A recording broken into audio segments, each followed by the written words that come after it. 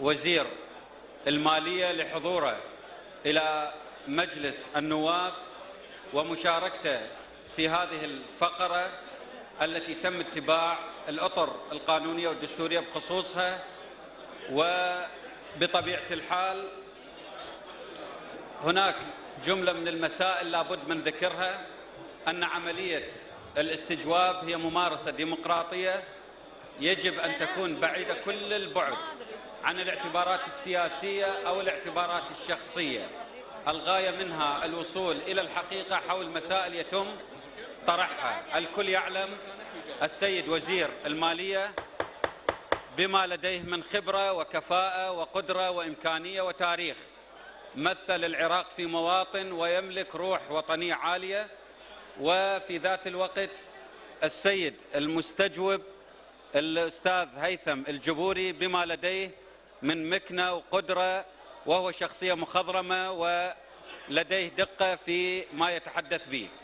أنا أدعو السيد وزير المالية أهلا وسهلا به للبدء بعملية الاستجواب. شكرا جزيلا لحضوركم، وأدعو السيد المستجوب أيضا أن يأخذ المكان المخصص بهذا الإطار لغرض البدء بالعملية. نقطة نظام النائب حسن توران،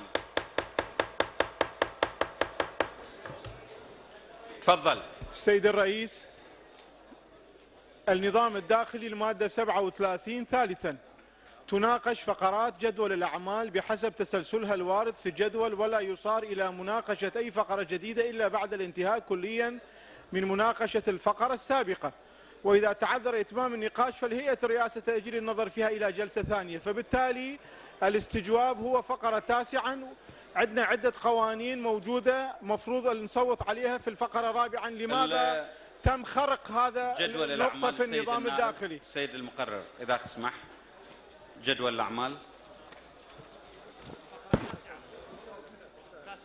إيه هو تاسعا، إحنا رابعا عندنا تصويت. إحنا عندنا الفقرة رابعا التصويت على مشروع قانون التعديل الأول لقانون هيئة دعاوى الملكية. هذا جنابك بس تحسبون النصاب جاهز لعملية التصويت. مع ذلك نحسب النصاب إذا جاهز لعملية التصويت راح نطرحه. السيد أحمد المدلول والسيد رئيس اللجنة القانونية، أسمع منك. شكرا سيادة الرئيس. سيادة الرئيس، أنا هم اعتراضي على الفقرة السادسة وقدمت لك طلب. نأتي إلها الآن. إذا سمحت لي، قدمت لك توقيع ب 52 نائب على تقديمه إلى الفقرة الرابعة، والتوقيع يم جنابك. سنمضي باتجاه قراءتها والتصويت عليها حال أرجو الالتزام بالجدول. اكتمال النصاب. إذا النصاب موجود راح نجي إلى هذه الفقرة. السيد رئيس اللجنة القانونية. نعم تفضل. شكرا سيادة الرئيس. بالنسبة للاستجواب هي حالة دستورية وقانونية، مشار إلى شكلية الاستجواب بالدستور وبالقانون. المطلوب الأسئلة طالب الاستجواب. سيد رئيس اللجنة، هذه جزء من صلاحيتي، أنا راح أذكر وأدير عملية الاستجواب، وأشكر أي ملاحظة يمكن أن تتفضل بها جنابك وهي محل اعتبار وتقدير. شكرا جزيلا. الآن النصاب ايش قد عندنا العدد؟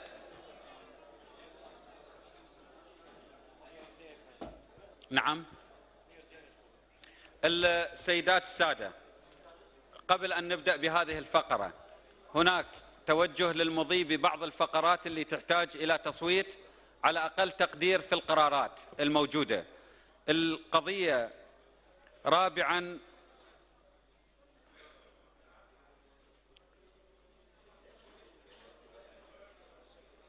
نعم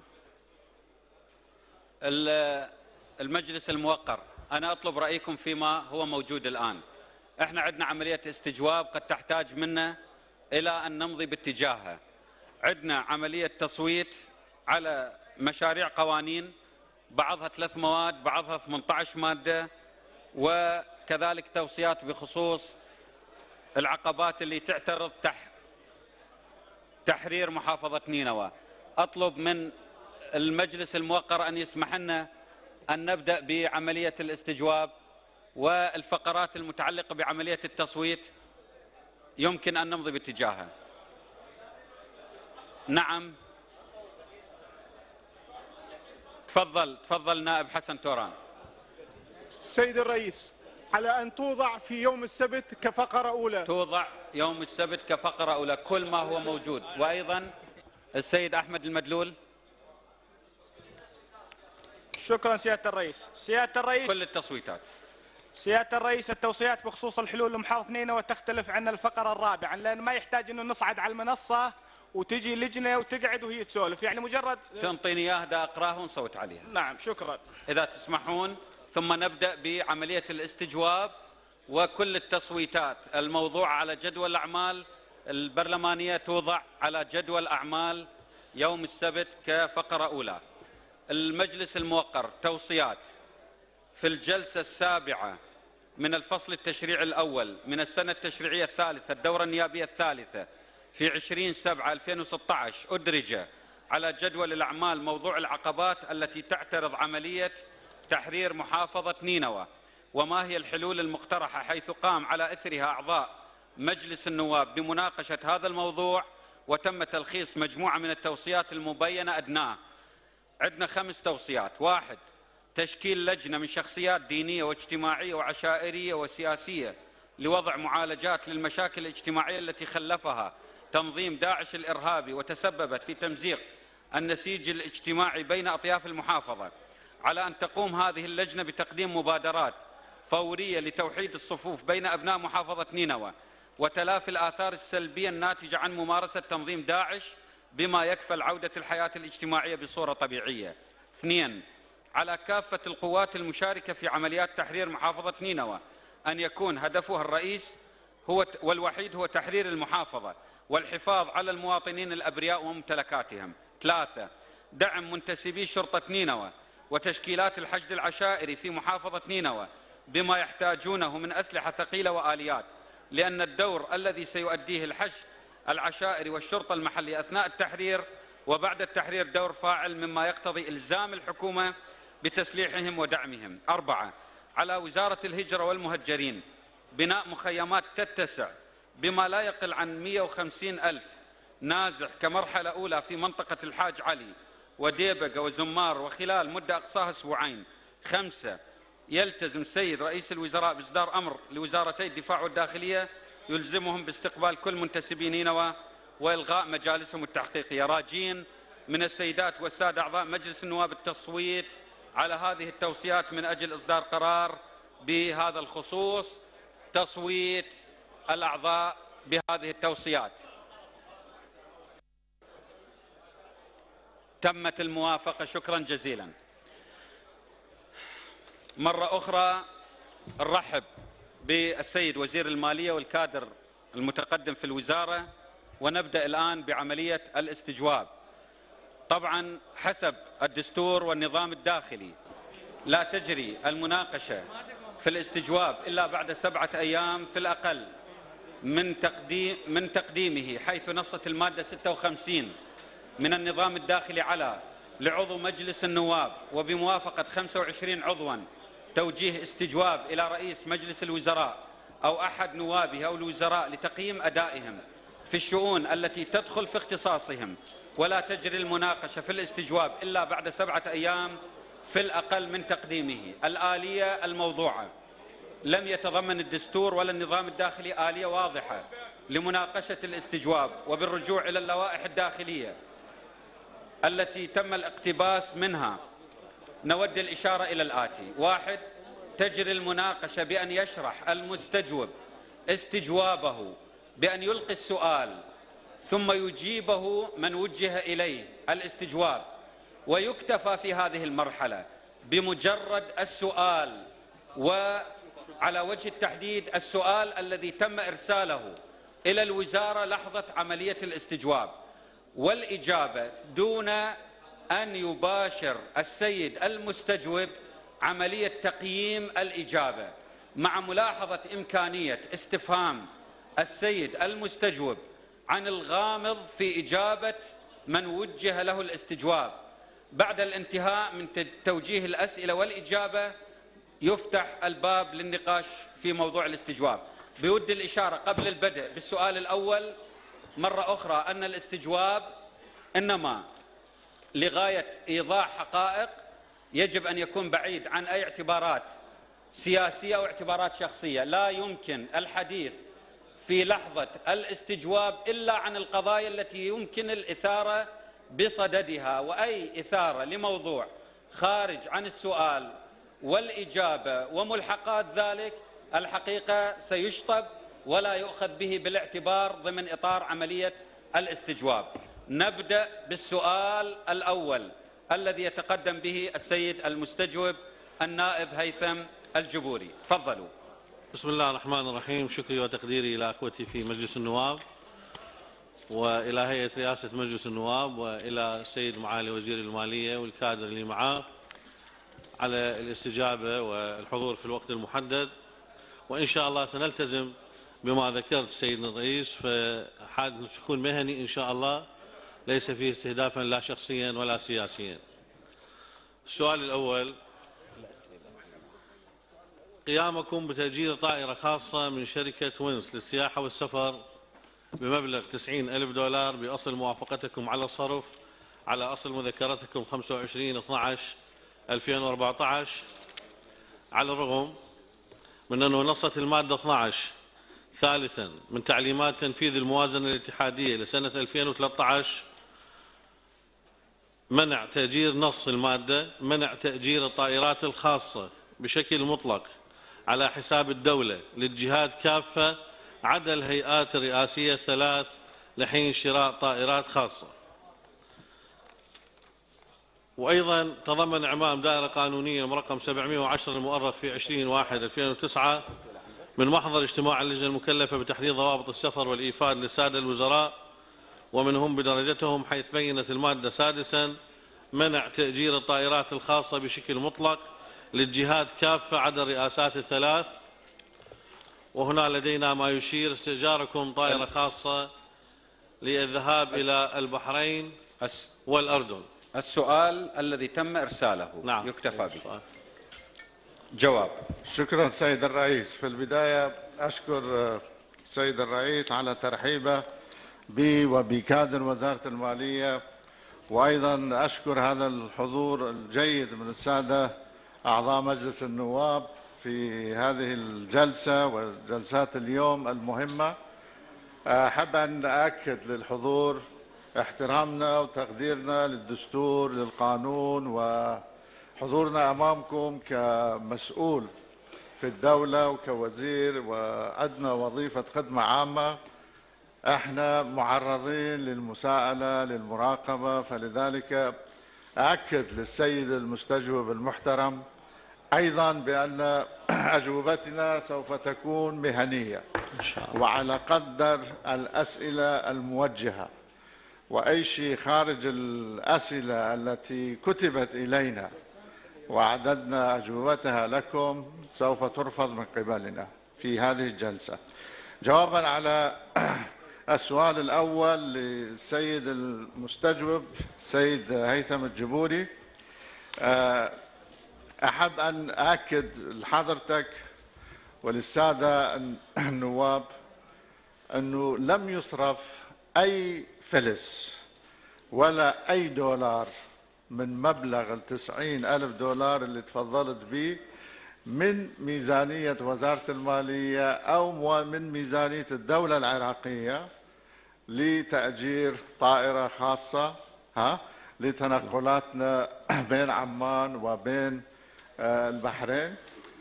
صحيح احنا كانت عندنا التزامات مسبقة، كانت عندنا اجتماعات مهمة لصندوق النقد الدولي، مشاورات بين الحكومة العراقية والصندوق في عمان، وفي نفس الوقت كان عندنا دعوة مسبقة لحوار في المنامة، حوار سياسي استراتيجي تقريبا صادفت الفرق بيناتهم يوم واحد. استأجرنا الطائرة، احنا ما أنفي أنه ما استأجرنا الطائرة، لكن وزارة المالية لم تدفع ولا فلس، وهذه تقريبا وثيقة من الشركة نفسها أنه ما مستلمة من وزارة المالية أي مبلغ، وأيضا هاي ميزان المراجعة لوزارة المالية لهاي السنة كلها المدققة، واللي هي كشف حساب وإكس راي لكل مصروفات الدولة، ما بها هذا المبلغ اللي تفضلت به أنه إحنا استخدمناها لتأجير الطائرة المستأجرة. اثنين، حقيقة سابقا سيد النائب كانت هناك يعني حالات خاصة اضطرارية كثير من السادة الوزراء لجوا إليها، استأجروا طائرات بسبب ضيق الظروف أو المواعيد أو الضغوط الزمنية. يعني ما أريد أذكر أدلة وشواهد، لكن جوابا على سؤالك تحديدا لم يصرف مبلغ 90,000 دولار من وزارة المالية لتسديد أجور الطائرة الخاصة، سددت من مصادر أخرى. وشكرا جزيلا. شكرا. تعقيب. تعليق. معالي الوزير، هذه مذكرة صعدت لك من الدائرة الإدارية. نعم. المذكرة رقمها 300 أو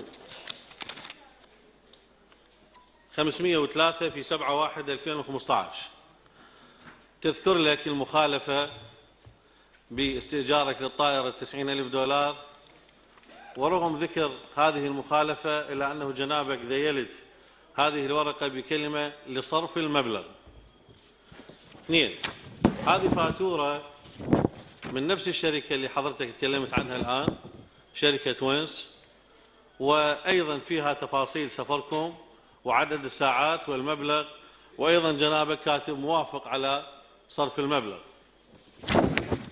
بالإضافة إلى ذلك جنابك، وهذا مستند صرف، ساحب 40,000 دولار وياك في هذه السفرة، وهذا مستند الصرف، ماخذهن يعني تغطية الإيفاد. المفاجأة بهذا الموضوع بأن كل هاي القضية كان ما لها داعي، لأنه الدعوة مو إليك معالي الوزير، الدعوة لوزير الخارجية، وأنت جنابك كنت في سفرك وزير المالية مو وزير الخارجية. وهذه الورقة الدعوة اللي هي مؤتمر المنامة يقول الدعوة إلى وزارة الخارجية Minister of Foreign Affairs، وبالتالي أنت في وقت ما رحت ما كنت وزيرا للخارجية، كنت وزيرا للمالية. اثنين، الموضوع كان في المنامة يتكلم عن أحداث سوريا والعراق، يعني بالضبط يقول يعني متعلق بسوريا and Iraq and regional security، يعني قضية سياسية. فأصلا ذهابك للبحرين يعني ما كان له داعي، لأنه الدعوة أصلا ما موجهة جنابك، فأنت صرفت 90,000 دولار حسب ما عندي من وثائق، وحتى إن لم تصرفها فأنت صرفت 40,000 دولار بهذا الإيفاد وبهذا المستند بدعوة أصلا كانت هي مو لجنابك. شكرا. شكرا. جواب. شكرا سيد الرئيس. حقيقة الوثائق اللي عرضها السيد المستجوب يعني ربما بها موافقات، بس أنا كمسؤول في الدولة ترى أسلوبي وعملي أحترم السياقات الإدارية والقانونية. حتى لما أكو موافقات من الوزير، إذا الدائرة الإدارية أو المالية تقول إحنا ما نقدر نصرف هذا ما ينصرف، يعني مو أنه والله أنا موافق إذا هذا المبلغ مصروف إطلاقا. وهاي الموازين المراجعة اللي عرضتها يعني هي الدليل القاطع بأن هذا المبلغ لم يصرف ولم يحصل هدر عام للمال العام في هاي الحالة اللي حضرتك تسأل عنها.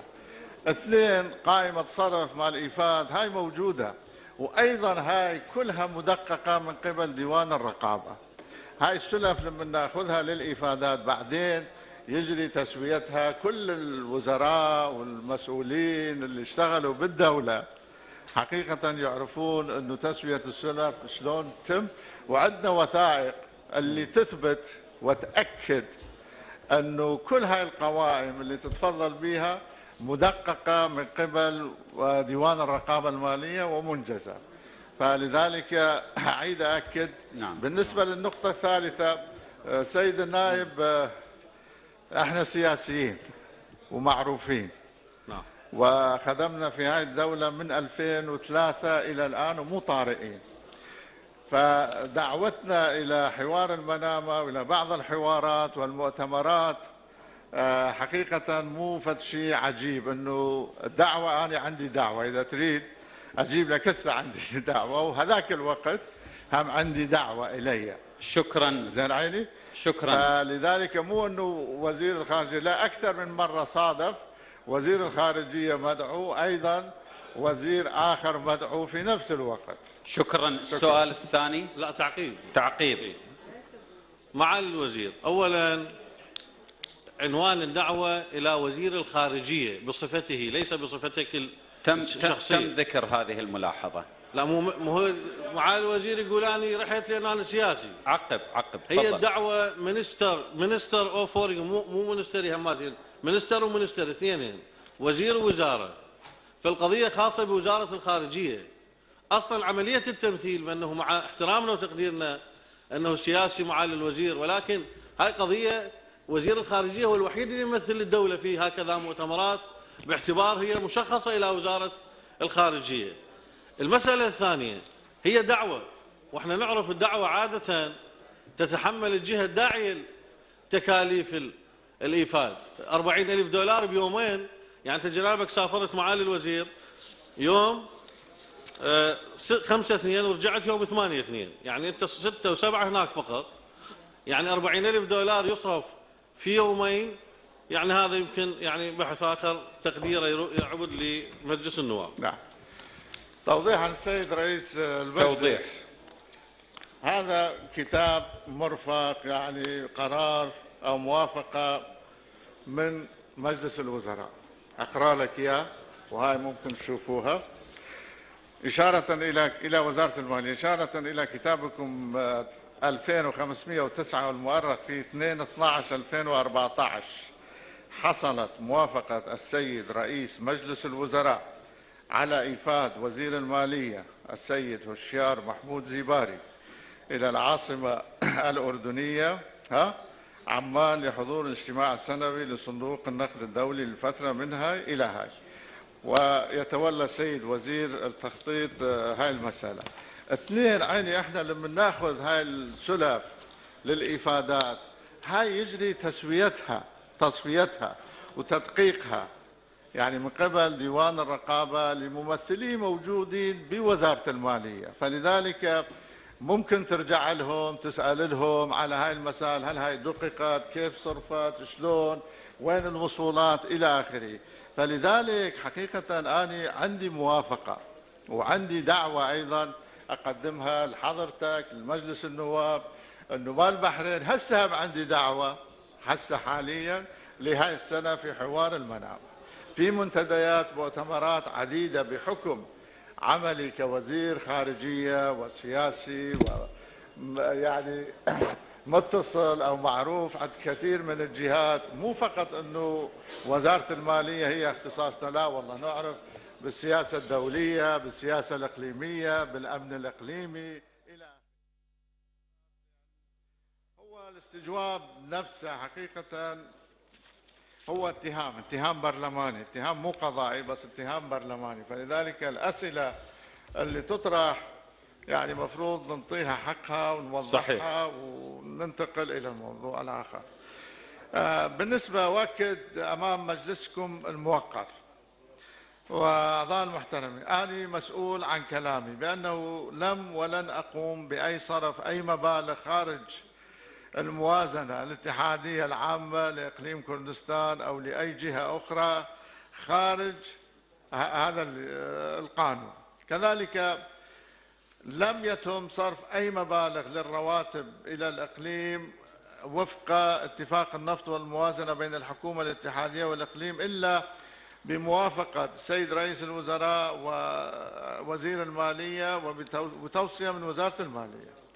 المبالغ اللي صرفناها للإقليم سيد رئيس مجلس النواب حسب اتفاق النفط والموازنة هاي موجودة وموثقة عند وزارة المالية، واحنا مسؤولين عن كل كلمة نقولها. إلى الوقت اللي كان موجود الاتفاق صرفنا وحسب المصروف الفعلي وحسب كميات النفط المصدرة. احنا نعم لا تسأل. ما موجودة، إذا تحب نعطيك إياها، ما عندنا أي أسرار، ماكو. تفضلوا بالإجابة.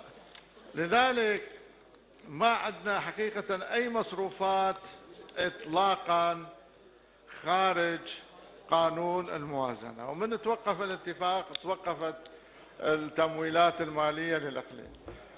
بس أكو مصاريف حاكمة، أنت تعرف، أنت عضو في مجلس النواب، أكو نفقات سيادية، نفقات حاكمة، هاي تمشي، لأن اللهم إلا تعتبرون الإقليم جزء من هذا العراق الاتحادي أو لا، هذا موضوع آخر. بس طالما هاي موجودة، لا نعم، طالما هاي موجودة فبالتأكيد هاي تبقى. بس إذا أنت عندك حضرتك أي يعني معلومات تأكد أنه صاير صرفيات خارج هاي المعايير، أهلا وسهلا، احنا حاضرين نجاوبك ونعطيك المعلومات. شكرا. تعقيب نعم على هذا السؤال. معالي الوزير، هذا صادر من النقدية مالتكم. نعم.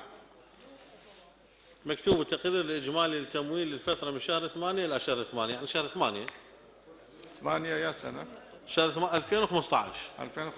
نعم. يشير إلى صرف بالشهر الثامن 2,700,000 رواتب، و25 مليار و66 مليون 999,976 تشغيلية. مجموع الموازنة 27 مليار و766 مليون 999,976. نفقات الحاكم الجنسية لا مو حاكمة، لا حاكمة واحد. لا دقيقة، لا أنا أعرف شحشي. لا يحدث الحديث. أنا أعرف شحشي. الحاكمة هسه أطلع عن جدول الحاكمة. الحاكمة واحد بها جداول تفصيلية وأكثر من هاي المبالغ بكثير، يعني ما معقولة هاي الحاكمة. لا يعني دقيقة أكمل. نعم.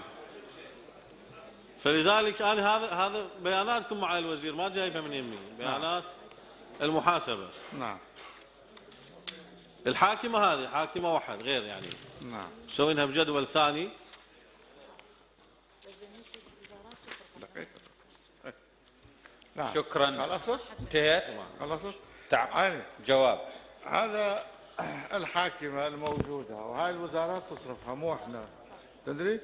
اكو ايضا حرس حدود في الاقليم تابع، او مسألة سيادية تابع لوزارة الداخلية، افواج من حرس الحدود، اكو جوازات الجنسية، اكو مجموعة من الدوائر حقيقة هي سيادية تابعة، يعني تخضع لضوابط الموازنة. بس احنا صارفين هاي المبالغ على التشغيلية وعلى الرواتب بعد، لا دقيقة عين، يعني بعد انه الاتفاق ما اشتغل مستحيل. احنا مع الوزير هذه بياناتكم. مو صحيح عيني، مو كل شيء. ثاني هم راح اشوفك ببيانات، انا هم راح اشوفك هسه بيانات. زين يلا خير. زين.